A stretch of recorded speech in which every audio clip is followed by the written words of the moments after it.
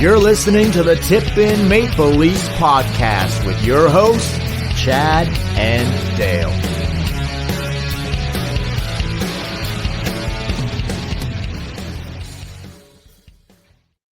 Hey everybody, welcome to the Tip In Maple Leafs podcast. I'm Chad. I'm Dale. And it's over. It's Yes. over. The Stanley Cup finals are complete. The 2024-2025 NHL season is in the books. The Florida Cougar Panthers are your Stanley Cup champions, beating the Edmonton Oilers in 6 games. That's it. Can't say I'm surprised. You? No. We knew. We always knew it would be the Cougars. I mean, there was a lot of people on the Edmonton bandwagon. I wasn't one of them. Not that I wasn't I would have been fine if Edmonton would have won, no problem. But was I cheering for them? No. I never really understand this whole thing, Chad, of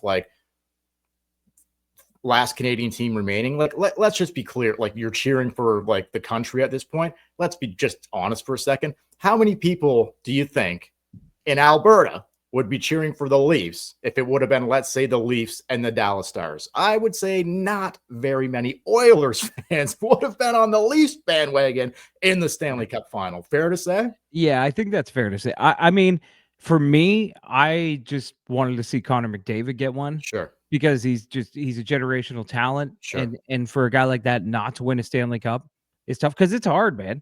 He might not be back there again for years, or he might be back there again next year. I don't know. Yeah. Well, I don't know. It's so crazy, man, how the Oilers, they steamrolled the Western Conference, and that really, no one even gave them a fucking fight, really, other than they lost the first 2 games in round 1 against the LA Kings. Then it was just no problem against Vegas, no problem against Dallas. Away we go. And I'm thinking, okay, they look like they've got a better shot here against Florida. And then no. Just a hard no. It wasn't even close in the No, it wasn't even close. Not even close. The Florida Panthers, you could say whatever you want about they won the 2 games in overtime, but let's face it, they were down by 3 goals in both those games.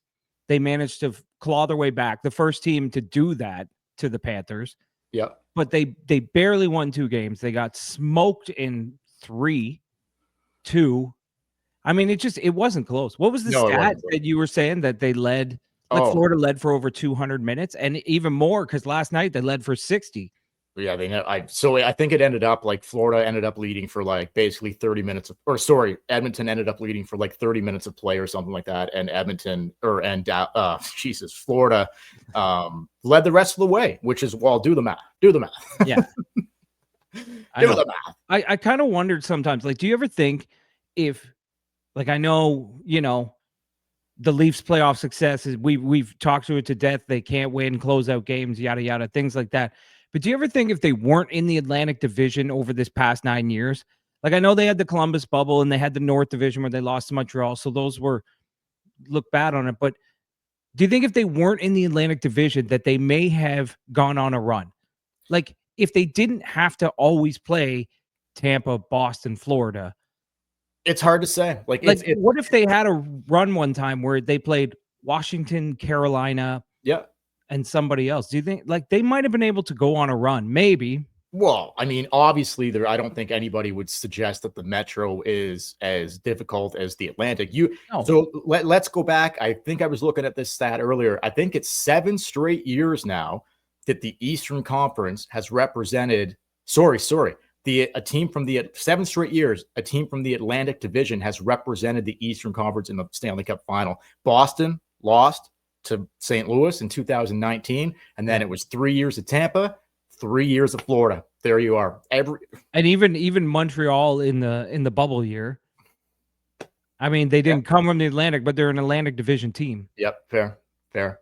So yeah, man, it's crazy, but I'm not it would be interesting to see where the Leafs would be at if they played in the Metro, as opposed to having to deal with these fucking animals every season.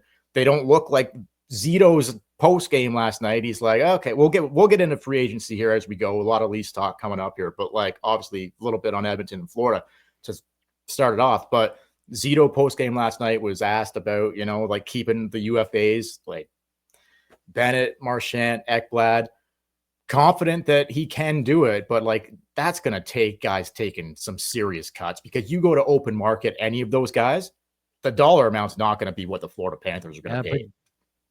I mean, how tempting is it to when you have that, when you can live in Florida and be on the best team in the league? What's stopping them from winning next season? That's what I'm saying. Like, is that worth giving up a little bit of money to do this year after year after year?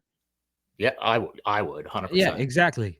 100%. Like live in South Florida. Just, yeah, of course, man. The weather, everything. Not only are you South Florida, not only do you have no state tax, but you're kicking the shit out of everybody. You have a culture that close. You have a culture that players want to play in. They don't have to overpay for players. They don't have to pay the Winnipeg tax, or like in Toronto, you got to overpay to get guys to come here because of the media and the scrutiny. Exactly. That Florida Panthers team, Chad, from top to bottom, full up front, blue line, net, you name it, just full of dogs. Every line, dogs. Every single line. We've got one of those guys, in my opinion, and it's 23, Matthew Knies.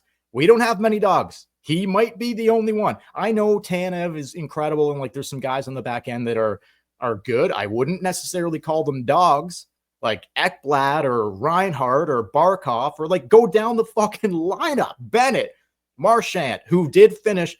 Shout out Bennett, won the Conn Smythe. You did call that. I thought it was going to be Marchand. Marchand did finish second in voting, by the way. I don't know if you know that or not. But, which he should have. Yeah, well, Bob would have been right there too, right? But but just dogs everywhere on that Florida Panthers team. And just going back to the Leafs here, like, I mean, how many dogs on the Leafs? Can you name a real dog other than Matthew Knies on that hockey team? I can't.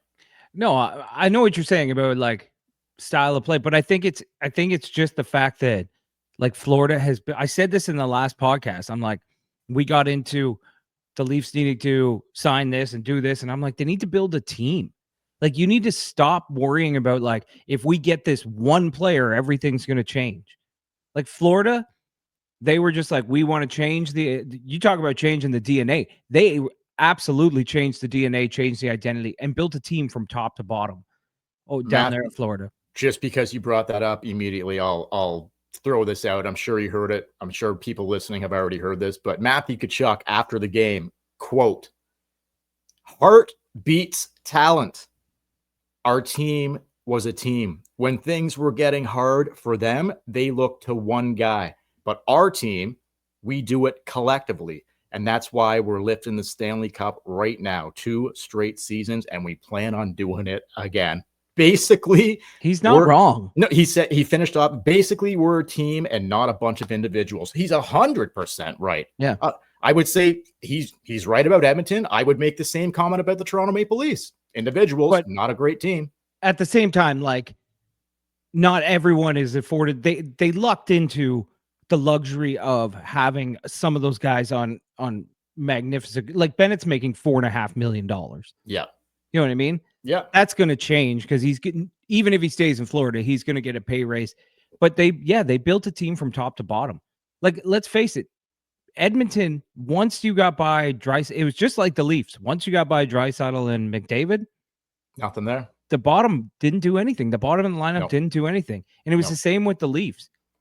Like, as soon as they shut down Matthews, Marner, Nylander, Tavares, Knies, you got nothing from the bottom 6. Tkachuk, I don't know. Did I say it was Marchand that made that quote? It was No, Tkachuk. You said it's Tkachuk. Yeah. So Tkachuk, he just loves, like, when it's like, he just loves an extra little jab in there, right? Like, you got to just. Did you hear him talk about Tampa being their toughest series?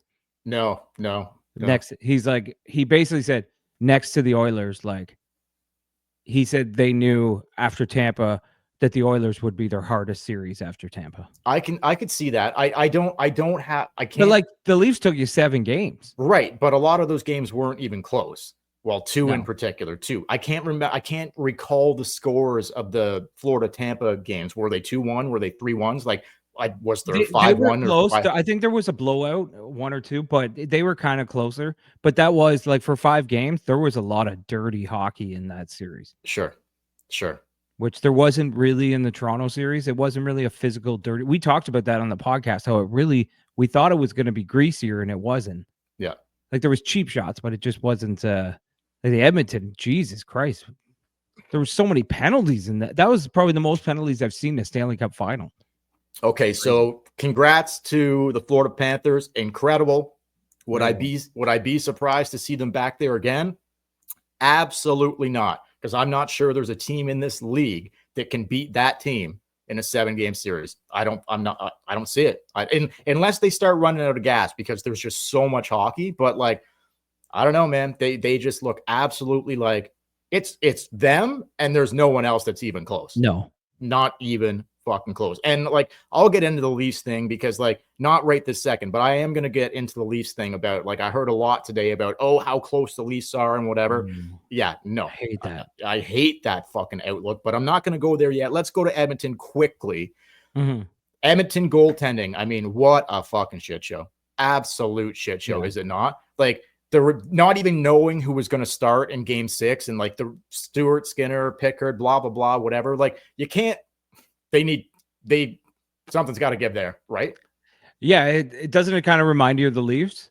Like, for seasons, everybody in Edmonton's been screaming, you can't win with this goaltending. And every year they just keep running it back. And sorry, I just want to say, I'm not pinning it on either one of those guys. They didn't lose because of them. No.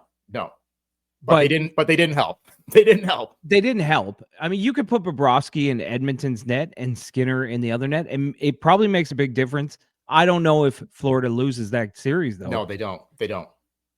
But at the same time, it's a big problem. You can't have the greatest player in the world on your team and then be going into Stanley Cup finals not knowing what goalie you're going to put in net for what game. No. Like, Skinner got pulled twice in Florida in that series. And let's face it, if last night was an elimination game, he might have got, I know they scored 2 empty netters, but he wasn't that great. All three goals that he let in, brutal. The one right over his, if it wasn't elimination, right over his glove, and the third goal, like, what? The one that he just batted down in the air right in front of the net and just like left it there. Insane. But my point is, if it wasn't elimination game, Pickard probably would have started again. Yeah, but because it was elimination, they're like, well, let's go to our guy. Yeah, totally agree. Which is insane. It is. But anyway, but like the top guys, like, it can't, if this was the Leafs, the media, the fans would be tearing them apart right now. Matthews, Marner, like we do anyway, but like we've never been a win or 2 wins away from actually winning the whole damn thing. But you imagine Matthews, Nylander, Marner just getting hammered right now if this was like reverse here. You have to say, like, Draisaitl played okay at times in this series. So did Connor, but not enough. The longer the series went, those guys disappeared. Obviously, that has a lot to do with how good Florida is. They just took them right out of it. Out of it. No space, no time, no nothing. Just completely invisible. Like, do you not think it's crazy? I would say 2 of the best, if not the 2 best players in the world, 29 and 97, look like no answer. Not even close. Right? Yeah, I mean, like, there's a lot of blame to go around. Exactly. There's a lot of blame to go around, but it's just the thing. Florida just had the depth. Like, it's just nothing you could do. I think if McDavid and Draisaitl had have played out of their minds, I still think Florida wins the series.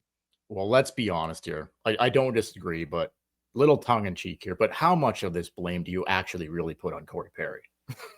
Well, that's got to be tough, man. I'm joking. But this guy, like, every year he's in the final, can't buy one. Can't buy it.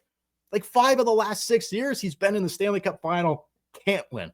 Just cannot do it. So, and I think he's still under contract for next year as well. But anything else on Edmonton here, Chad? Because I've got one more thing that might wet your whistle. No, what do you got? Little Mary Swanson action. There's a chance. So you're saying there's a chance? McDavid, I'll tell you this. 1 year left, free agent after the end of next season. Is he signing July 1st, or are we saying there's a chance? Mary Swanson, or what? He's got 1 year left. 1 year left. He can sign an extension as of July 1st. Yeah. I don't know about that. Don't know about that. if there was a chance, I would not do anything in this offseason. I would save the bank to bring McDavid home to Toronto. Wouldn't you? Like, Dude, I wouldn't sign a Bennett. I wouldn't sign. I don't think they're going to get those guys anyway. No, but I'm just saying, like, I wouldn't waste $10 million on getting someone that I'm not really sure. Like, the UFA market is just dog shit this year outside of a few guys. You're right. Well, and the main 3 guys play for the team that just fucking won last night. And they're probably going to stay. Well, if you look at the free agent board, number 1 is Mitch Marner. And then the next 3 are Florida Panthers. But we know the ship has sailed on Mitch, right? So, like, I don't know. To me, it's I think there is a chance. People might think I'm crazy, whatever, but you look at him doing this, like, is he I'm talking Connor here. Is he really looking at this thinking like, okay, like, we can't beat these guys? And I'm not saying that the Leafs can, but like, the Leafs, I think, have better defense. I think the Leafs have better goaltending. I truly believe that. Like, if you could merge the 2 teams together, you beat the Florida Panthers. 100%. Yeah, 100%. If you could have Connor and Leon, and then you could like maybe take Bouchard over Riley, and then then the rest of the Leafs decor, maybe a couple of the Oilers, and then Stolarz and net. Oh, Hyman. I mean, Hyman. Yeah, like you totally. Oh yeah. Did you just do that? You got a winner there. You also got an all-star team too. So anyway, but yeah, no, you're not wrong. But honestly, like, do you not think like where's his headspace going to be at with like, okay. Did you see his look on the bench? Oh, just what? He didn't look like a guy that wanted to sign on July 1st. Absolutely not. Like if you're him, you would have to see significant upgrades in several I don't think they have the blue line that can do it. They definitely don't have the goaltending to do it, and they don't have the depth up front to do it. Like, I'm not saying the Leafs have that either, although I do think, like I said, I do think the Leafs have better goaltending. I think they have better defense. The depth, I don't know. I kind of could be just saw it off. Like, neither one is the best on either team, depth forwards, but I don't know, man. Like, I'm just saying, like, I don't think it's crazy to think there is a chance. I don't think he signs an extension July 1st. I don't see it. Do you? I would have said yes, like during the playoffs, but after last night's game, why would you? I don't think so. I don't think he does. If I'm him, I'm in full wait and see mode. Like, let's see what the GM does here in the off season, and we'll take it from there. Like, I would be in no rush. I wouldn't be like requesting out or anything like that, but I would be in no, like Marner, similar. I would be in no rush to put pen to paper here and like get this done. So anything's possible. Can you afford, if you're Edmonton, though, to let him go into, like, I mean, we're losing Mitch for nothing. Do you imagine that fucking fan base and that franchise if he walks out the door for nothing? Well, I'm assuming Connor McDavid has a no movement clause in his contract. Like, if every single fucking Toronto Maple Leaf has one, I'm assuming the best player in the world has one. Yeah. So it would be up to him. And maybe, he probably... Like, for sure, he wants to win a Stanley Cup in Edmonton. Of course. 100% he wants to bring it home. He wants to win with Draisaitl and all his boys. But if next year, if they don't fix the goaltending, if they don't fix a few issues, dude, it could be bad in Edmonton. So let's go here. So we'll see. Leave your comments down below, guys, because we'd love to know your thoughts on 97 wearing the blue and white in...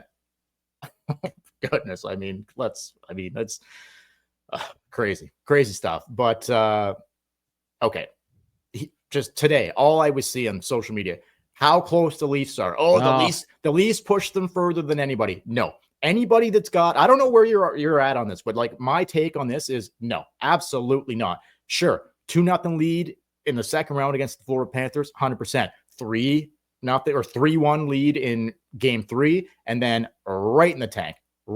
Sure, they salvaged going into Florida and winning game 6 to push game 7. But game 5, game 7, to me, much like this series, makes that series not even close.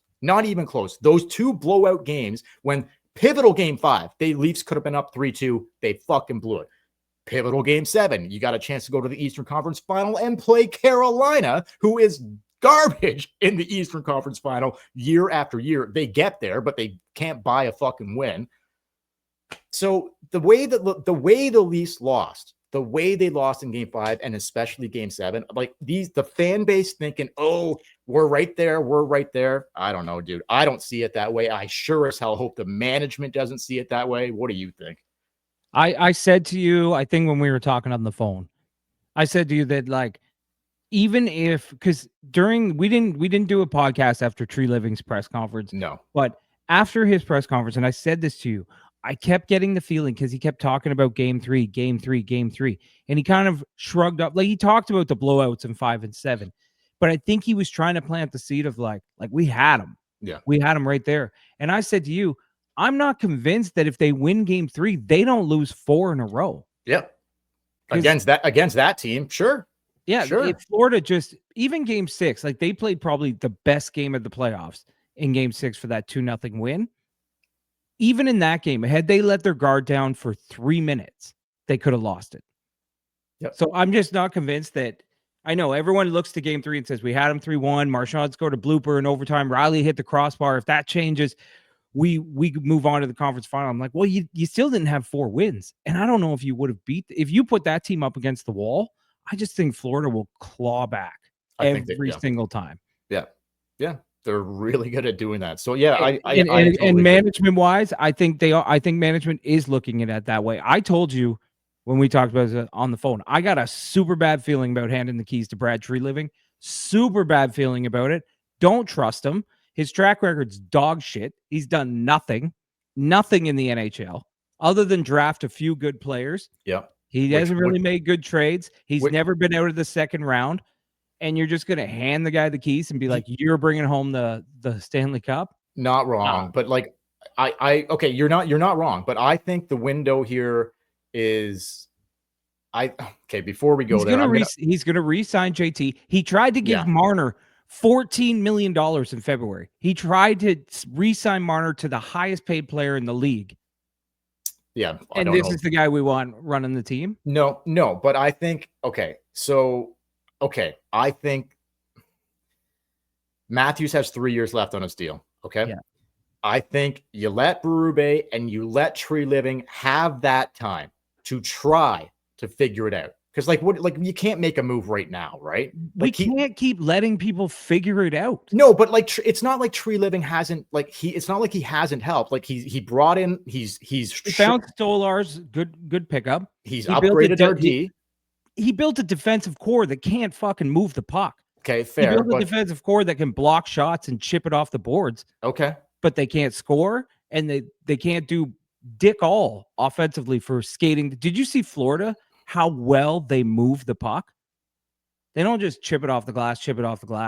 Like, he's built like this. He's built like this old school mentality, which I love in certain aspects. And then he's just fallen in love with the players up front. Like, if he wants to prove me wrong, clean house. Get rid of your fucking bad Max Domi contract. Get rid of Yarncroc. Get rid of Camp. And maybe ask Morgan Riley if he'll move his no movement clause. Maybe he will. Like that. That's what I'm saying here. Like, look, I'm not the biggest fan of Tree, but from going from Dubas to Tree, I'm taking Tree all day. So 100%. So I'm just like, Pele he basically said, I'm going to hand him the keys to the castle. And I was like, that is not a smart idea. At least bring in someone else to bounce ideas off of. Don't let Berube and Tree Living. You're just going to have. But it's not like there's not other guys there to bounce. Like Shane Doan is still there. Like, they do have other guys that are still in the front office, right? So it's not like there's he's the boss. Pridham's still there. Like, there's guys to bounce ideas off of.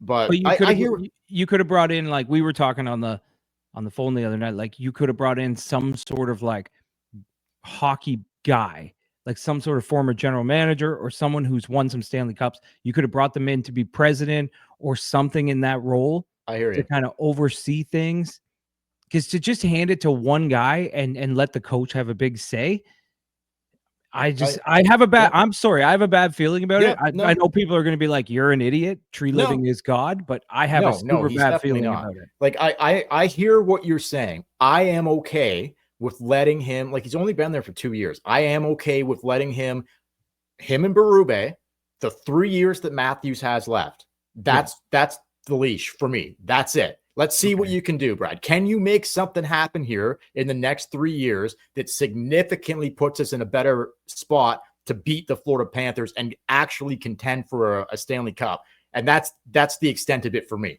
After that, I'm ready to flip. If we're still spinning the wheels after that, I'm ready to flip the entire thing. Well, over. He did it this year. Like he really did revamp the team. Sure. Huge. Yeah, sure. Didn't change anything. No. And that's what I'm saying. Like you can just ultimately it didn't change anything. It did change some things, but it ultimately didn't change the end result. It didn't change the end result. And they got like, again, you can build a whole team of great defense and whatever, but you got one player in your bottom six who scored a goal in the playoffs. Insane. One. Insane. And like the left side, like there's so many things he could have fixed along the way that he just turned his blind eye to. And like you go out at the trade deadline and you give up a first round pick to bring in Scott Laughton. Okay, I mean, let's just go quick. Like nothing wrong with Scott Laughton, but no. Let's just go quick here. Florida trades for Marchand. They end up getting a 2028 first round pick. That's what it ended up turning. They got the 32nd pick overall. Okay. No, it's not until 20. It's not. I know, but it'll be. They're just going to win the cup every fucking year. So there, but it turned out to be a just straight up first round pick for Brad Marchand. I would take that trade all day long if I'm the Florida Panthers. Great trade. Florida trades for Jones, 2026 first round pick, and Spencer Knight. Still a really strong trade, I think. Jones played more minutes than any other defenseman.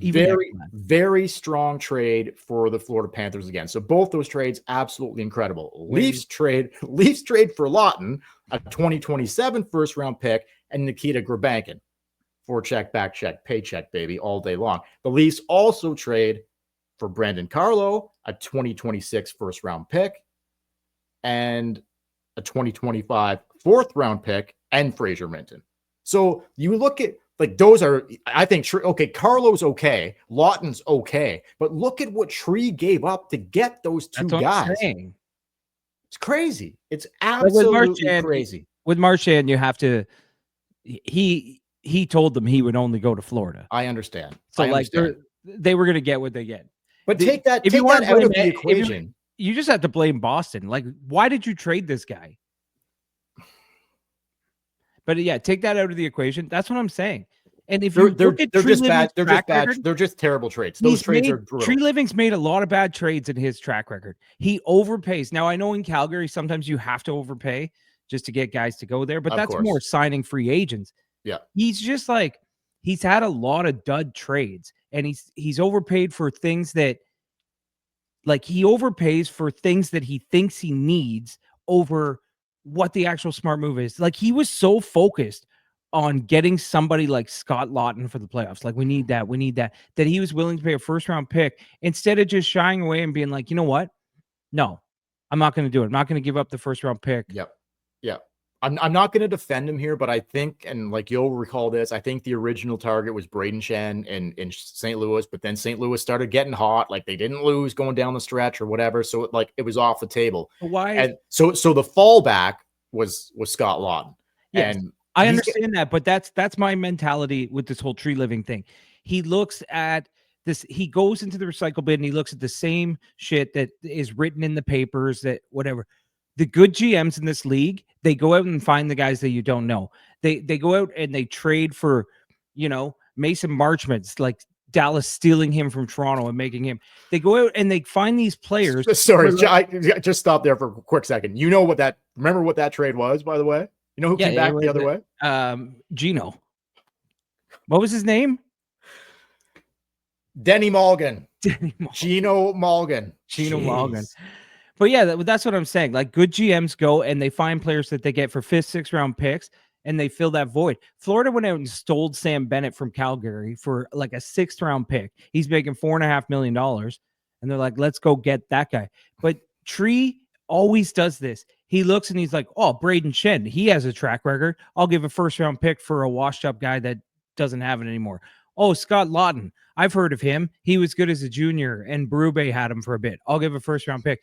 He never opens his mind. Like, he's never making steals. He's never finding diamonds in a rough. He's just kind of throwing together shit. So you're not wrong. You're not wrong. Okay. I just got a bad feeling about it, man. Yeah, I got a really bad feeling about it. You're not wrong. You're not wrong. Next season hasn't even started, and we're basically fucked. So anyway, but no, you're not wrong. You're not wrong. Not wrong. Okay. I'm not right, but I'm not wrong. Couple quick things I'll go to before we get out of here. First would be the 3 big UFAs in Florida, Bennett, Marchand, and Ekblad. We don't need to spend a lot of time on this, but if any of those guys are leaving, who do you see it being? Marchand. What about Ekblad as well? I think Bennett probably. You don't think Ekblad potentially would be like get the most money maybe out of any of those guys? Like Marchand, I'm hearing 4 times 8 for Marchand. Ooh. Like 8 million times 4. He's 37 on the free market. I know, but look what he just did. Runner up for the Conn Smythe. The guy's clearly got game left. Clearly, that's a little rich. He's got game left, but you need someone to get you to the playoffs. And let's face it, he's going to be dog shit for an 82-game season. Yeah, but he might bring the juice in the playoffs again. But if you don't make the playoffs, well, I think the Leafs will be okay in that. But okay, so anyway, whatever. I'm just okay, Aaron. So I don't think Bennett. Like you never know. Tree's going to attempt to do this, but like I'm not sure if they even make it to July 1st. I think Marchand probably tests the market, but he might not. Maybe he's just like fuck. I could stay here and win another 2 before I retire, and that'll be the end of that. Yeah. Maybe he takes out a huge discount. Ekblad, I think, might be the guy where, like, I know he's a little slow and whatever, but I love just the fucking passion. And, like, Marchand was crying last night post-game. Ekblad crying post-game. That's how much these guys actually give a fucking shit.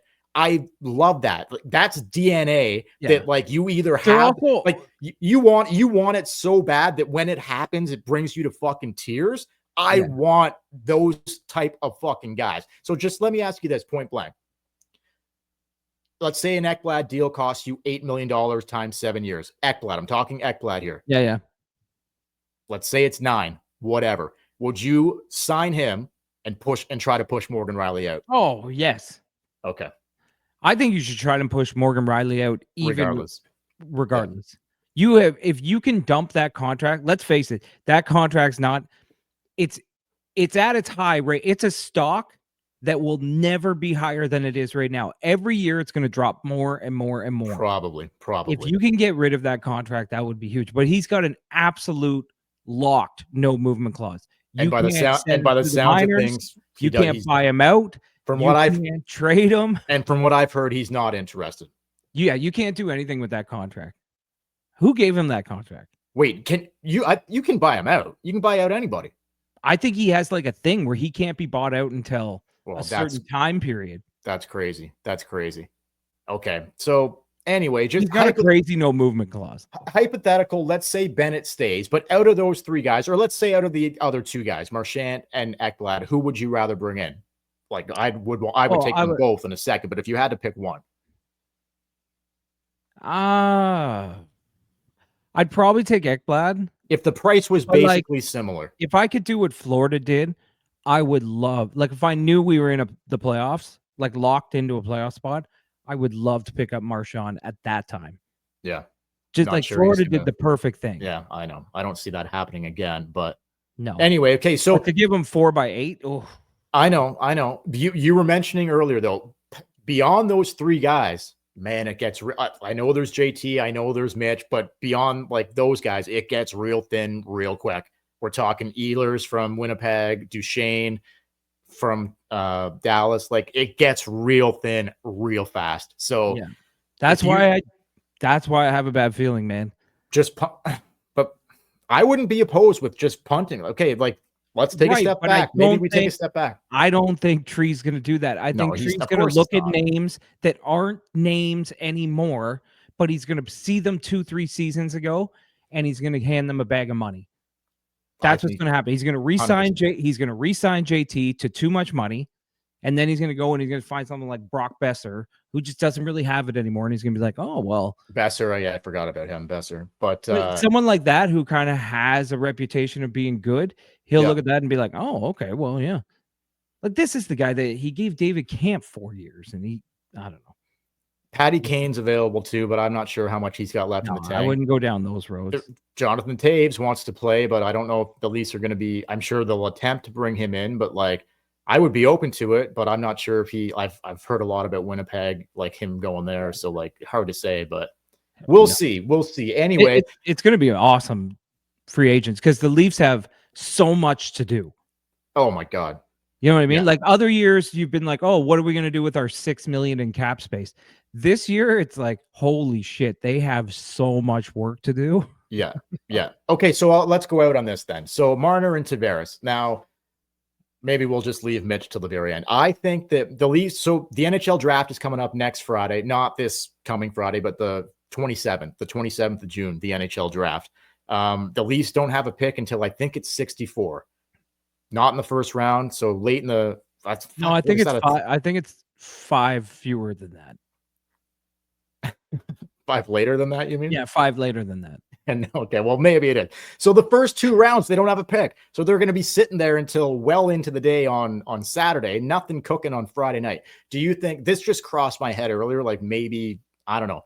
They might have something reached out with Nyes and Tavares, a deal reached out, but they're waiting to announce like at the news dump, like the night before the draft or draft day to be like, oh, don't forget about us over here, guys. I know we don't have a first or a second round pick. Yeah. We're not doing anything on Friday night, but here's John's extension and here's Nyes' extension. Do you think I'm crazy? Maybe, or no? Maybe. But also like just because you don't have a first round pick or a first round pick or a second round pick right now. Yeah. Doesn't mean you won't have one on that day. Well, I don't see any deal they can put together that's going to get them a first round pick. Well, maybe not a first round pick, but you might get something before 69 or 64 or whatever it is. Yeah, maybe. But you might be right. They might just be waiting to be like, hey, people be like, do you have a first round pick? No, but John Tavares and Matthew Nyes have been signed. That's just what I'm thinking. I could be wrong. I don't know. Like I wouldn't do anything. Well, Nyes, yes, I would, but I wouldn't do anything for sure until July 1st kicks around. And I know for sure what's happening with the dudes from Florida and like all that shit. But do you I don't want them to sign JT. Do you want them to sign JT? Not particularly. No, I just want to, I want a clean break from 16 and 91. Just give me something. Just give me a different fucking look. I don't want to look at those guys anymore. So, like, I just don't want it. They're talking Pacioretty coming back, which I don't mind, but you're setting up a third line of Tavares, Pacioretty, and McMahon, or pick, I don't know, fuck whoever else is still in the fold. Like I said to you on the phone the other night, you bring JT back, he'll weasel his way back into the second line center role, back onto the bumper in the power play. Probably. Because the coach likes him, and he's a good guy, and he works hard and everything. But let's face it, he got completely dominated in that Florida series. There wasn't one centerman he outplayed. And he will again next season. If that's if they find themselves in that spot again, they will the exact same thing will happen. So why not just, okay, John, go try it somewhere else. We need someone else in that fucking spot. I don't know who that is. Because they won't, because Tree won't. Tree will be like, okay, we need you. Like, we need you. He can't, it's like he has tunnel vision. He can't see outside other than this is what I have right in front of me. And he's good. He was a first overall pick. It's John Tavares. He's going to sign him. I guarantee it. But I don't want it. Then we're probably fucked, because I guarantee you we will be, if we are back in the same position in a playoff series, second round against the Florida Panthers, the result will be no fucking different. It just will not be. Nope. It wouldn't even take him off the goddamn power play when they couldn't score. Like, he was JT was the reason, a huge reason why they weren't scoring. They were sliding it in the front of the net, using the bumper, and he was just like shooting it at the goalie, or he was getting knocked over so easily. That should be Matthew Nyes' spot. Yeah, and I hope it is. So quickly. It won't be if he comes back. I want to go out on Mitch, but before we go to Mitch here, I just want to say the dude who won the Conn Smythe, he tried to take out every single goalie from every other team. Tried to take out Vasilevsky, take out Stolarz, tried to take out Freddie Anderson. was all over it against Skinner. Like, so the guy that like potentially could have been suspended for going after guys' heads. 15 goals, 7 assists. 6 times he fell onto a goalie accidentally. No penalties. 4 times he slew-footed someone and almost killed them. 1 time he sneakily headshotted Stolars. He concussed him and knocked him out. And he had 0 suspensions and a Conn Smythe. So what is that? Welcome to Florida, baby. Yeah. There you go. What kind of message is the league sending with what you just said right there? Kind of message is the league sending? Just like, okay, whatever. The league sending the message. Do what you want. Doesn't matter. Do what you want. If you're a team that came into the league as a expansion under Gary Bettman's watch, you can do murder. You can do murder in the Stanley Cup playoffs, baby. Basically, it ain't going to change anything. Okay, like that one. I'll just quickly, the one in, I think it was game 1 in the Stanley Cup final, where Bennett got bumped and he jumped like 6 feet back onto Stuart Skinner. Like he jumped like someone had shot him in the chest. Like, I know, it's like and he fell on him. I know. And you're like, are you kidding? And he didn't even get a penalty. No, it's crazy. It is. It was seriously crazy. It was crazy. Let's go out on Mitch Marner. It looks like it's the end of the road for Mitch Marner in Toronto. No surprise. It should have happened many moons ago. They should have traded this guy when they had the chance, because the only thing I don't like about this is that we're losing him for nothing. Not the fact that we're losing him. The only thing about this I don't like is they could have got a shit fucking ton for Mitch Marner. And now he's walking for nothing. I'll give the last word to you, but one last stat before we go. Check this one out. Brad Marchand, this playoffs, 10 goals. 10 goals this playoffs. Last 7 seasons combined, Mitch Marner, 10 goals. What are your thoughts on the end of the road for Mitch as a Toronto Maple Leaf? And Marchand was the 3rd liner. He was incredible. He was he was unbelievable. And I'm just saying, Marner's like playing all the minutes, and he only had 10 goals. You're right, man. It's been a long time coming that they needed to change. The thing that I don't like about it is the fact that this didn't happen because the team decided it. This happened because Marner decided it. And that's what irks me about this whole situation. And it's the reason I have the bad feeling about Tree and management and everything, is the fact that they still were ready to re-sign this guy and bring him back. And they never once contemplated. I know they asked him to waive his no trade clause. They knew he was never going to do it. Yeah. They leaked that to the media to save face. Sure. And that's it. So, yeah, I'm glad it's happening. I mean, all the best to Mitch. I hope he goes and has a hell of a career somewhere else. But I'm sure he will. A change needed to happen. I just wish that it had been the Leafs telling one of the big boys, sorry, we don't need you anymore, instead of one of the big boys who got everything over their time here saying, thanks, but no thanks. How much of that blame goes directly to Brendan Shanahan? I think 99.9%. Yep. I would. Yep. 100%. Yeah. I honestly believe, I honestly believe Dubas or Tree may have made a change over the past 5-6 years. And I don't know for a fact, but I honestly believe that they would have traded a core member, but that Shanahan just wouldn't let it happen. Oh, Kaibot. Like as soon as Dubas was let go, Shanny apparently called all 4 of the core guys, said, don't worry about it, guys. You're safe. No problem. Crazy. Yeah. You never hear about that from the teams winning cups. You never hear from Tampa or Florida or Vegas or any of these teams that their GMs calling them being like, you're safe. We'll never move you. Should always be looking to get better, win or lose. And in our situation, it's just nothing but fucking lose. Anyway. Yeah, I better go. I'm losing. I forgot to turn my lights on. I'm losing my daylight here. Yeah, all good. Starting to look like a robber. No, for the Tip in Maple Leafs podcast, don't forget to follow us on social media at the Tip in Maple Leafs podcast. If you're watching this on YouTube, hit like, hit subscribe, hit the bell so you get notified.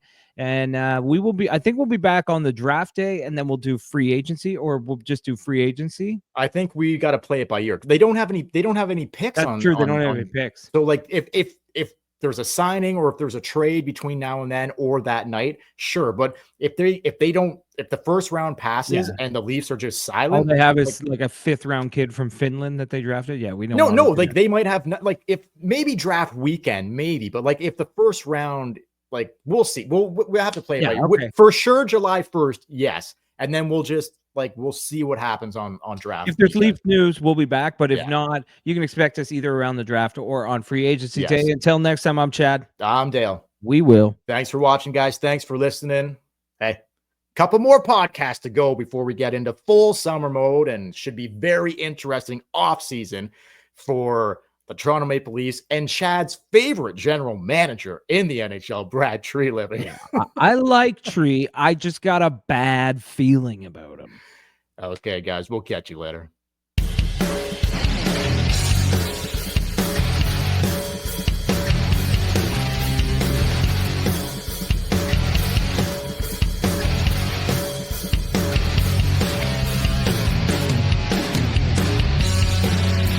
You're listening to the Tip In Maple Leafs podcast with your hosts, Chad and Dale.